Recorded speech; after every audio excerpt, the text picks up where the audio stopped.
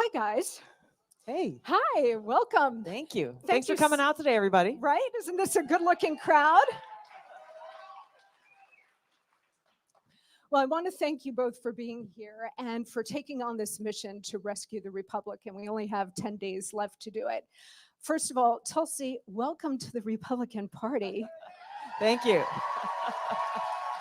We are very happy to have you. And Bobby, is there any announcement you want to make today? Not today.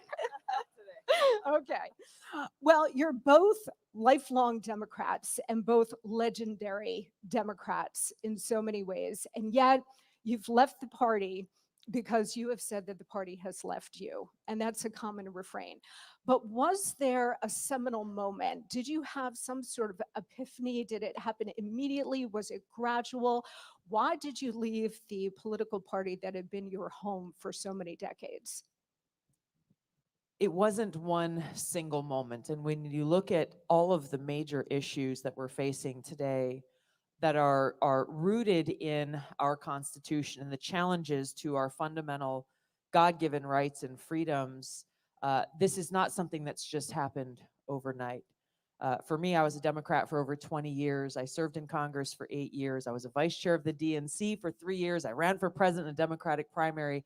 And throughout that period of time, especially when I was involved in the national level of politics, I started to see more and more firsthand and experience firsthand this erosion of the things that had once attracted me to the Democrat Party in the first place. The party that I joined was a big tent open party. It welcomed people from all different backgrounds. It was a party that still cared about defending free speech, that still understood the truth that if any one of our right to free speech is taken away, then you might be next. You might be next. Who knows? No one will be safe. I saw the party that used to have courageous voices and leaders calling for peace now becoming the party of warmongers. Today, as we see Kamala Harris shamelessly embracing and welcoming proudly the endorsement of Dick Cheney and Liz Cheney and Adam Kinzinger and others who are firmly entrenched in that warmongering uniparty of Washington. It has become the party of war. It used to be the party of working people, especially in my home state of Hawaii. The Democrat Party was rooted in being the champions for the rights and fair pay for working people.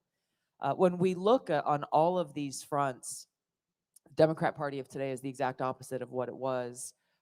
In my different positions holding office, I did my best to try to bring about change and to try to bring the party back to being the party of President John F. Kennedy and Martin Luther King, a party that went beyond race and judged each other by our character.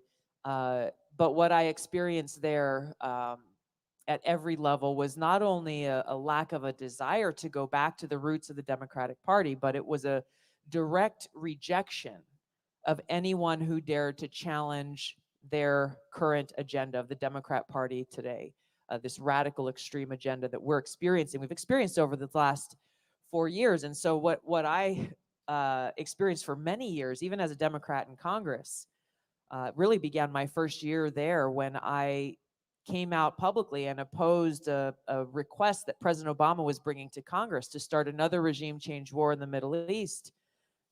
That was the beginning of what would be a years-long onslaught of attacks and smear attempts and censorship attempts and so forth, political retaliation by my former political party. So all of those things really drove me to a point where I said, how could I associate myself with a political party that fundamentally is against freedom and is openly rejecting the Constitution and brazenly abusing their power?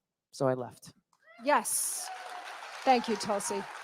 Bobby? I mean, I have much the same story, and the ideological transformation that Tulsi just described. But my roots to the Democratic Party are probably even deeper than hers. My family has been the centerpiece and the flag carriers for the Democratic Party for generations. All of my grandparents came over in 1848 during the potato famine. They came over to Boston. They came over penniless. The Democratic Party met them on the docks in Boston and made sure that they had homes, made sure that they had food, that they were given jobs, and took care of them. And the voiceless, the alienated, the dispossessed, it was the party that really was striving for the highest ideals of the American promise, which was that we could all participate in the American dream.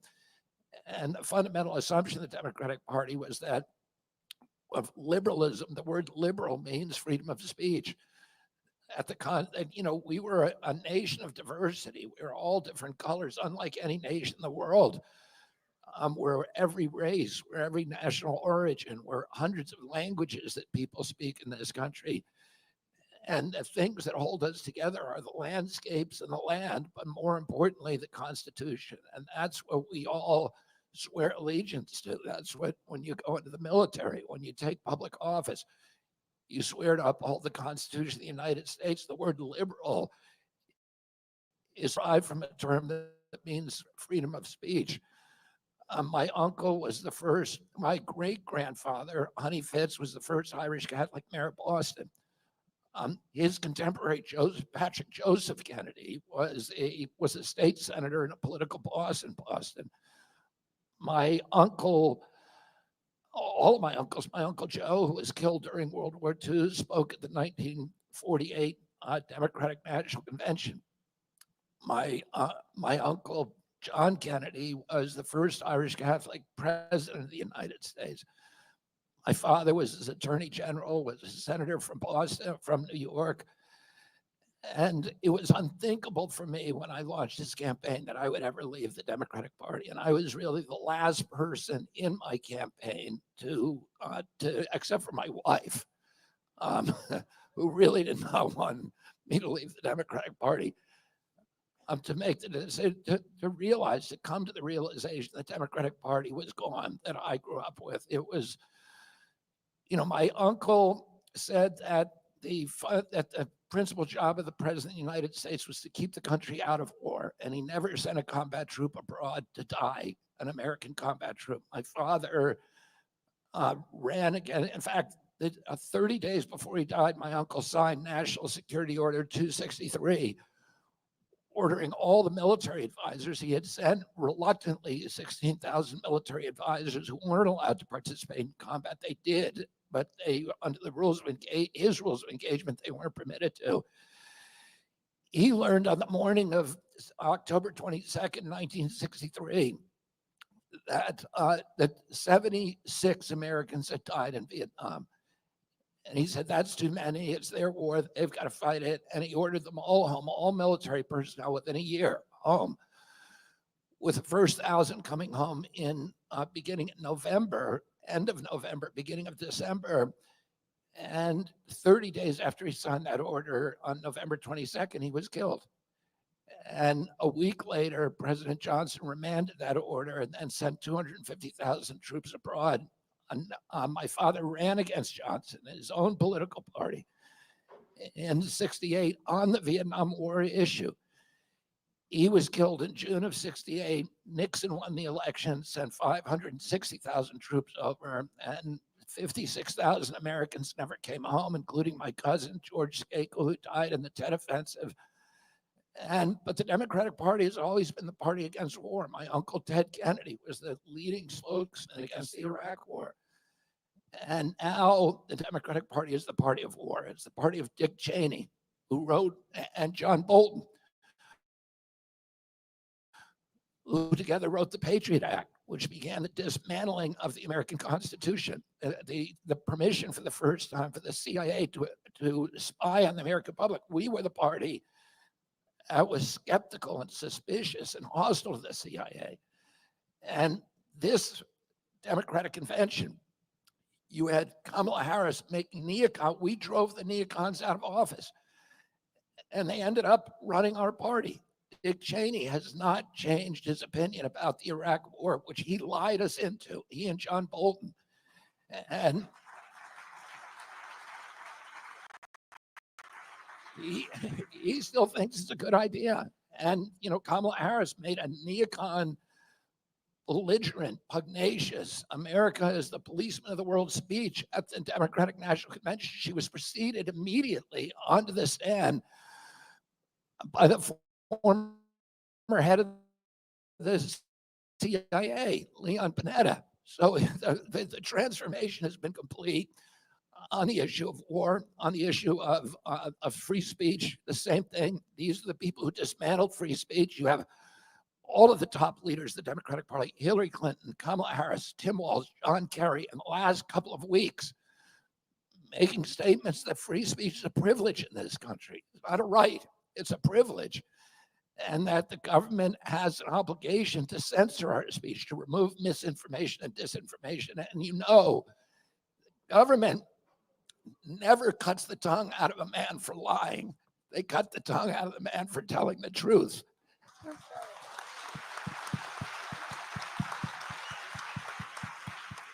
And a government that has the power to silence its critics has a license for every kind of atrocity.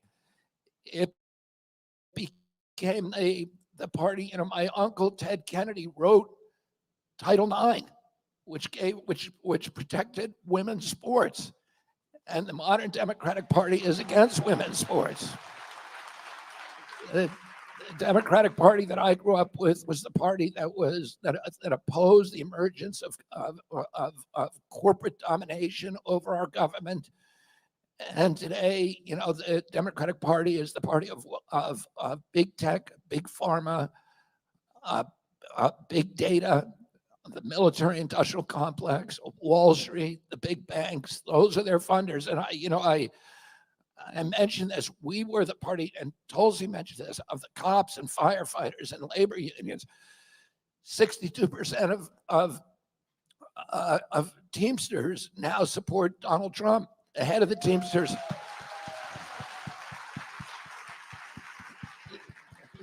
Teamsters, Union, Sean O'Brien, spoke at the Republican National Convention. You have the pipe fitters, the steam fitters, all these firefighters, all these unions that are now endorsing Republican candidates. About in 2020, when I was a kid, 70% of the wealth in the country was controlled by Republicans and 30% by Democrats, because we were the party of the poor. In the 2020 election, half the country voted Democratic, half voted Republican. The half who voted Democratic controls 70% of the wealth. The half that voted Republican control 30% of the wealth. So this inversion of the Democratic Party and Republican Party is now complete. And of course, on the issue of children's health and public health, the Democratic Party has always been at the forefront. And the Republicans were on the side of the medical cartel and big pharma. And today it is exactly the opposite. You have Kamala publishing and Tim Walz publishing advertisements showing them eating Doritos. And the Republican Party is now the party of healthy people that want health for our children. Haven't you heard, Bobby, that those of us who, try to work out, stay in shape, eat healthy, and take care of our bodies, we are now the right-wing conservative. That's a right-wing conservative way of life. It's a right-wing conspiracy to believe that they're poisoning us. And be healthy.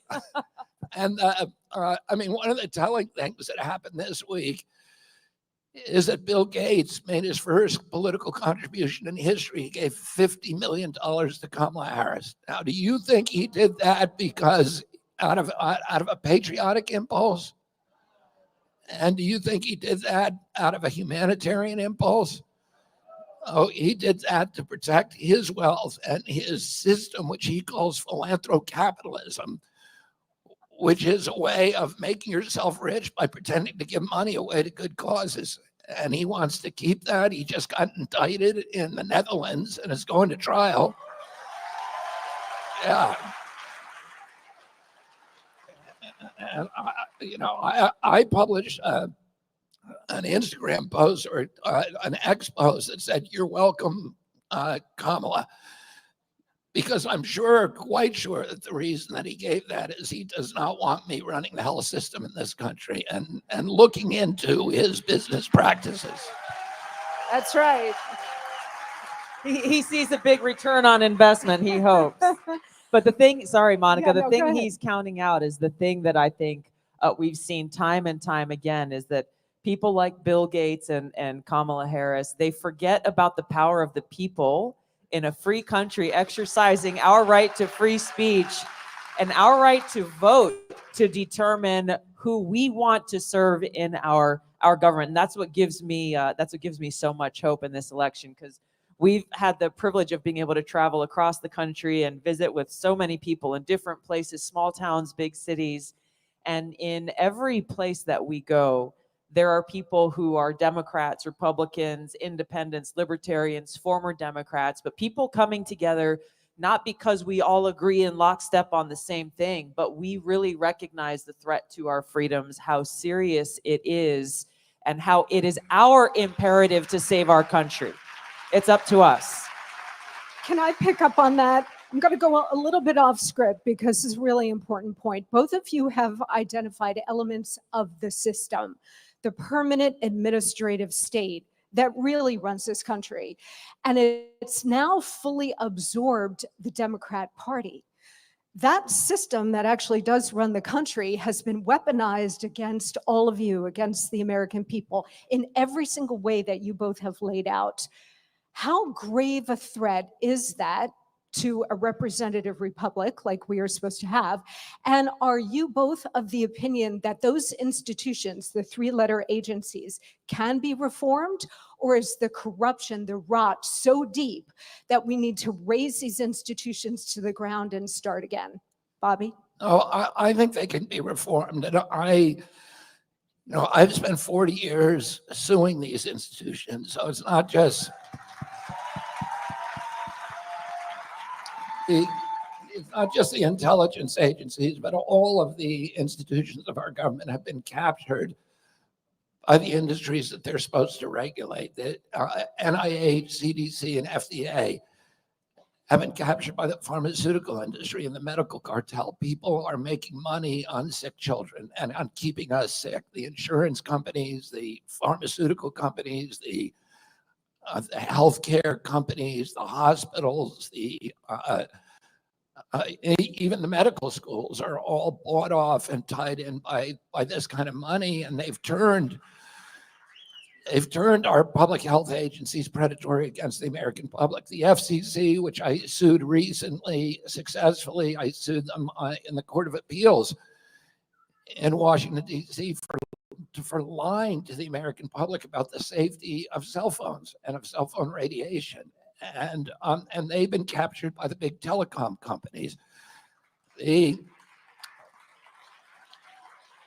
EPA has been captured by the big polluters. The USDA has been captured by big ag. USDA was created to protect the small farmers and to ensure that we would have a wholesome food supply, but it does just the opposite. It's making war against small farmers, and it's ensuring that Monsanto and Cargill and the big chemical companies, Syngenta, et cetera, control our food supply and are able, without any kind of impediment, to poison the American public. The CIA, which is supposed to protect our national security, instead is protecting the profit interests of military contractors, and its primary job today is to ensure a constant pipeline of new wars to feed the military-industrial complex. Oh, you have all of these agencies that are captured, but I know, on each of those agencies how to unravel corporate capture. For example, FDA gets 50% of its budget from the pharmaceutical companies and other industries that it regulates. We need to end that. NIH, scientists collect, and NIH itself collect royalties on drugs they develop. So they've gone from being a scientific research agency to becoming an incubator for new pharmaceutical products with a partnership with those agencies, USDA, as I said, and NIH and CDC have created foundations. It's illegal for them to take corporate money, but they've created foundations that can collect and do collect hundreds of millions of dollars a year in corporate money and pay them off. And we need to end those. We need to end the financial entanglements.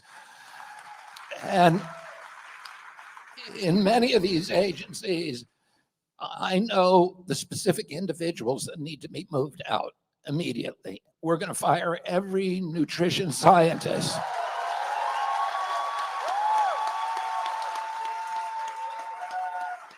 So my daughter-in-law who ran my campaign, who's the smartest person I've ever met, Amaryllis Fox, who was on, did a beautiful interview yesterday on Tucker that I urge you to watch. It's one of the best interviews I've ever seen. You'll see her brilliance and her eloquence and her encyclopedic knowledge.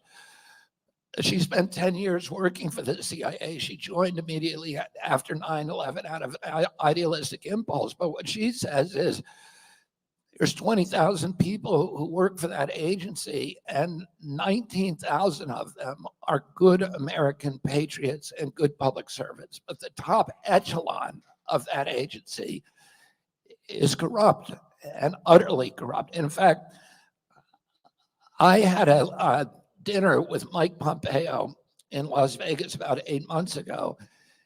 And during dinner, I've never liked Mike Pompeo. I've always admired him because he's a brilliant, brilliant man. But he's a neocon, and he believes that these wars, eternal wars, are a way of keeping U.S. hegemony across the globe. And I just think that's a bad idea, and it's been disastrous for our country. But he believes it. He said to me during that dinner, he turned to me and he said, "The worst mistake of my public life has been when he was head of the CIA."